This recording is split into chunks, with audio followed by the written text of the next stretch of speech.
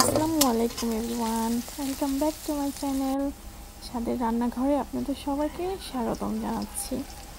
আজ আমি আপনাদেরকে দেখাবো মুরগির মাংস আলু দিয়ে কীভাবে ঝোল রান্না করতে হয়। অনেক নতুন আপুরা আছেন এবং ভাইয়ারা আছেন, ব্যাচেলর ভাইয়ারা বা প্রবাসী ভাইয়ারা যারা জানেন না। তো চলুন রান্না শুরু করি। প্রথমে আমি দেখতে পেয়েছেন আমি কড়াইয়ের মধ্যে সয়াবিন তেল দিয়েছি এবং পরিমাণ মতো পেঁয়াজ কুচি দিয়ে দিয়েছি। পেঁয়াজটা হালকা বাদামি রঙ হওয়ার পরে আমি এখানে হলুদের গুঁড়ো 1 চামচ, মরিচের গুঁড়ো 1 চামচ এবং লবণের গুঁড়ো 1 চামচ দিয়ে দিয়েছি এবং সে সাথে ধনিয়া গুঁড়ো এবং জিরার গুঁড়াও 1 চামচ দিয়ে দেবেন। আমি এখানে মুরগির মাংস মশলা অ্যাড করেছিলাম 1 চামচ, যদি সেটা আপনাদের থাকে দিবেন আর না থাকলে স্কিপ করতে পারেন। এরপর আমি এখানে আদা রসুনের বাটা দিয়ে দিয়েছি, দিয়ে হালকা একটু পানি দিয়ে কষিয়ে নেব ভালোভাবে। তো দেখুন আমি হলদি মরিচের গুঁড়ো সম্পূর্ণ দিয়ে ভালোভাবে কষিয়ে নিচ্ছি। আমি ঢেকে দিয়েছিলাম।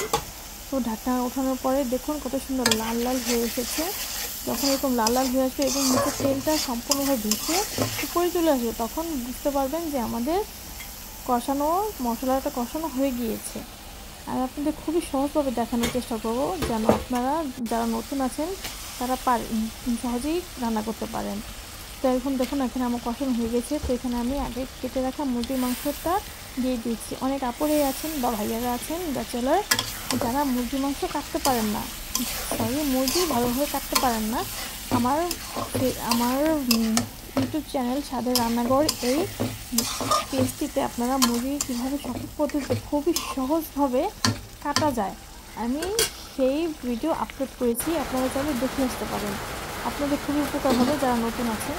আমি টিপস সহকারে কীভাবে সহজে মুরগি কাটা যায় সেটা আপলোড করে দিয়েছি। তো দেখুন আমি এখানে কষানোর জন্য মাংস দিয়েছিলাম এবং মাংসটা আমি অল্প একটু পানি দিয়ে ঢেকে দিয়েছিলাম।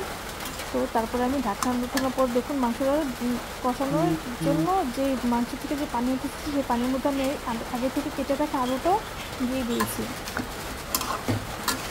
তো আলুটা আমি সাথে দিয়ে এখন আলু আর মাংসটা আমি আরেকটু ভালোভাবে কষিয়ে নিব। এখন আমি আবার ঢেকে দিব। তো দেখতেই পাচ্ছেন আমার এখানে মাংসটা এবং আলুটা আমি ঢেকে দিয়েছিলাম ঢাকনা থেকে উঠিয়ে। এখন দেখুন আমার আলুটাও ভালোভাবে কষানো হয়ে গিয়েছে। তো এই পর্যায়ে আমি মাংসের ঝোলের জন্য পানি দিয়ে দেব পরিমাণ মতো। যেহেতু এটা ব্রয়লার মুরগি, সিদ্ধ হতে বেশি সময় লাগবে না, তাই এখানে আমি অল্প পানি দেব। আর এছাড়াও আমি আলুটা আগে থেকে কষিয়ে নিয়েছি, তো আলুটাও এখানে অর্ধেক সিদ্ধ হয়ে গিয়েছে। তো আমি পরিমাণ মতো এখানে পানি দিয়ে দিব। আপনারাও পরিমাণ মতো এখানে পানি দিয়ে দিবেন, পানি অ্যাড করে দেবেন।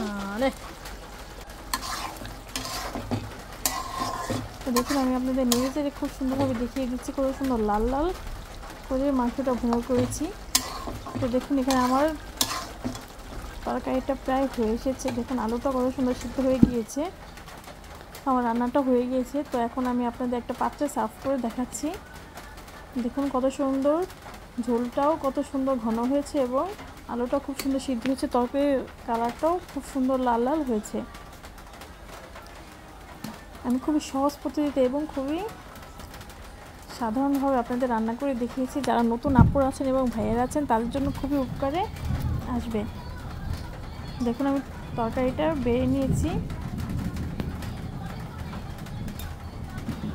আমার ইউটিউব চ্যানেলে আপনারা আরও বিভিন্ন ধরনের সহজ পদ্ধতি টিপস সহকারে অনেক ভিডিও পেয়ে যাবেন, যেটা আপনাদের খুবই উপকারে আসবে। তাই দেরি না করে এখনই ঘুরে আসতে পারেন এবং আমার রান্নার ভিডিওটি যদি ভালো লেগে থাকে তাহলে দয়া করে সাবস্ক্রাইব করে দেবেন। আল্লাহ।